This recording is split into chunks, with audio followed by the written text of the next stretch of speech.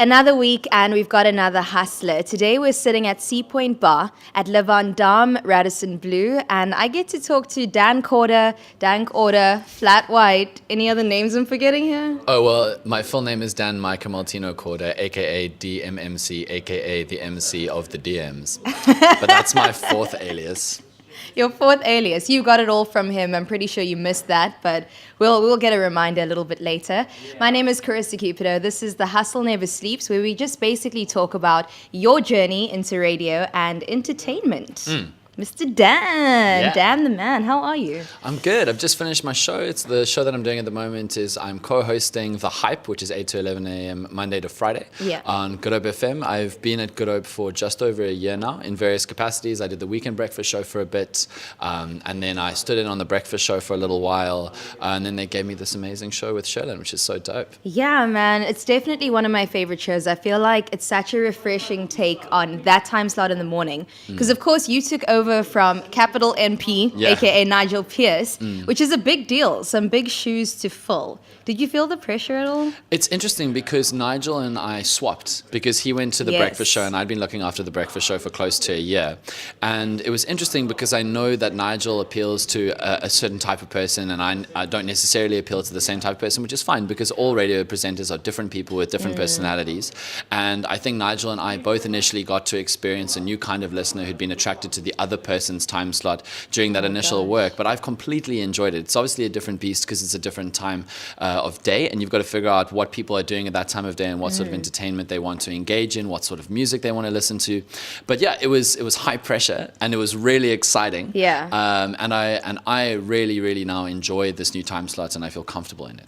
I'm glad you see this glass half full, because me, I would panic. I get anxious so quickly. But you've got Sherlyn, the beautiful woman that obviously kind of balances everything out every day. Yeah. So what is Nigel's listenership like? You said you've swapped it around. Is it an older crowd? Is it... So the sense that I get is that for lots of radio stations, what Sherlyn and I do feels very young. It doesn't really matter what other audience I'm interacting with if I'm moving into a new slot. Sherlyn and I are part of a wave of presenters that you are also a part of who are young and fresh in their mid and early 20s, who are talking to a radically different audience that is a new radio audience that is coming out of high school, going into university, starting out jobs. And these sorts of radio shows are quite few and far between. They're quite rare where radio stations would be brave enough to entrust young people to appeal to young people. So I think that the Hype is part of that. I think that there are radio shows on the likes of 5FM and Metro FM that do similar. Your show, Push, does very similar. At that time of the morning. And Kanya's, yes, of Bread course. and Butter is very similar. DJ Lloyd is very similar. So I think that there is a responsibility on us to start a new audience for radio and to change radio in a new way for the future that makes us different from other radio presenters who've been working in the industry a lot longer and have a more established audience from many years that they've gone through. What a time to be alive. I know. I'm so excited because radio is one of the most traditional forms of media. And you do have people like Nigel, no shade at all, like Stan Mars, who've been in this industry forever. They basically opened the chapter in this industry, and we're just newbies stepping in, trying to change the game, of course. I want to know, though, radio, has it always been in Dan Corder's lifeline? Was it always meant to be for you? So, funny story, I barely listened to music or radio until I was about 16, and then I started listening to music because of this girl. Wait, what were you doing before you were 16 if not listening to music? So my parents decided that we only had enough money and time for sport or radio, or not radio, music. So I picked sport because I was 9, and I was like, I will play sport. Terrible choice. And then I got a horrible injury when I was 16, and that meant I couldn't play sport for about a year. I actually fractured vertebra in the base of my spine, and it was close to paralysis and all this nonsense. So I was like, right, I need something to do. So I started listening to music and really getting into music. And then I never listened to radio until I started doing radio, and that's why I met you. Because in my 3rd year at the University of Cape Town, I was really bored, and then there was a plaza day the one day, and this really pretty girl was chatting to me. I'm acting like that pretty pretty girl was me. I'm not going to tell I you know who it it was. wasn't. I'm not going to tell you who it was. Okay. But a pretty girl started chatting to me, and I Yeah. thought we were really hitting it off. Meanwhile, she actually just was coercing me into signing up She for wanted your UCT name Radio. written down. And she got that name, and I signed up for UCT Radio. And then I met another beautiful woman who was on there at the time. Again, I'm not going to tell you who it was. Okay. But I was literally doing radio for them, and I had never ever thought about doing radio before going into it. And then it honestly, and I'm sure you know the feeling, literally took over my life. Yeah. So I shadowed and then produced and then co-hosted the breakfast show for a while. Then I hosted the breakfast show, and then I was doing so much radio that I wasn't going to class at all. I nearly failed third year because of that. Priorities, Dan. Shout out to my parents. But I got a career out of it, right? English literature, would that have got me a career by this point? I don't think so. And then I got a horrible lung condition because I overdosed on radio, and then I had to quit radio for 2 months, and I didn't know if I was going to come back. And then I started another show, and then one day I actually never thought that, and this is again talking about this new wave of radio and this new young generation of people doing radio that we're a part of.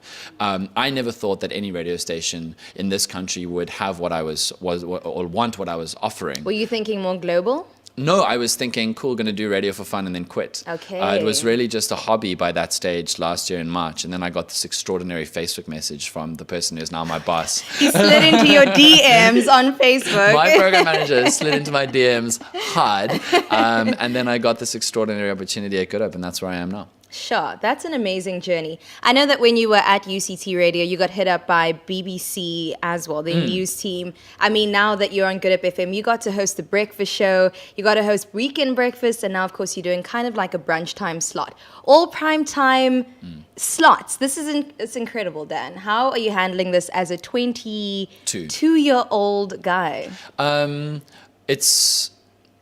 So the thing with radio is that it's exhausting and it is a full-time job. Yeah. Nobody honestly does 3 hours a day or 2 hours a day and then just goes home.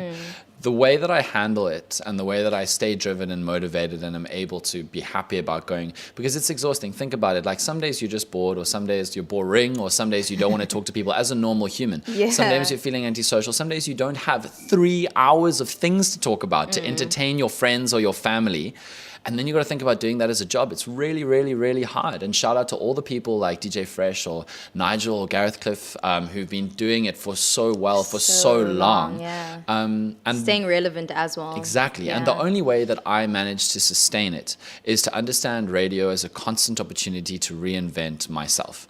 Because when you have an opportunity on the radio, it's not like a desk job where you go and you fill out forms every day and it's the same form. It's an extraordinary opportunity to every day do a new feature, do a new game, try something different, ask a new celeb an inappropriate question. Like there's just so much opportunity.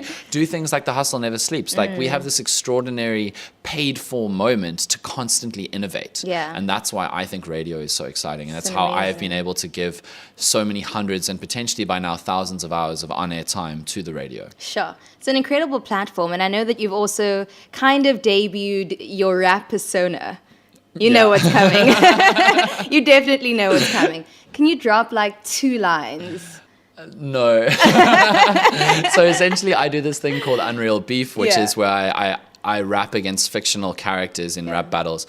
Jack Parrow did the first one. He rapped against Leva Hexy off of the old SABC. Nice. And he was mad. I did a rap battle against Scar last week. Scar from the Lion King original. Let me see if I can remember the first verse. I took Most Def's Mathematics. I took a sample off of that. And it went something like... I've got flows that roll like Simba popping off the top of the Sahara. I'm not scared of you, Scar. You're just bad at mascara. If your girl wants to moan, I'm like Hakuna Matata. No worries. Oh, damn. Mic drop right there. I mean, do we need anything else beyond that? I think I screwed up the first 2 lines, but I pulled it back. You pulled it back. Listen, Dan, for people who might be as young as you, but not as successful as you technically yet, starting their own paths and their own journeys, what would you say to them to motivate and encourage them to keep on going?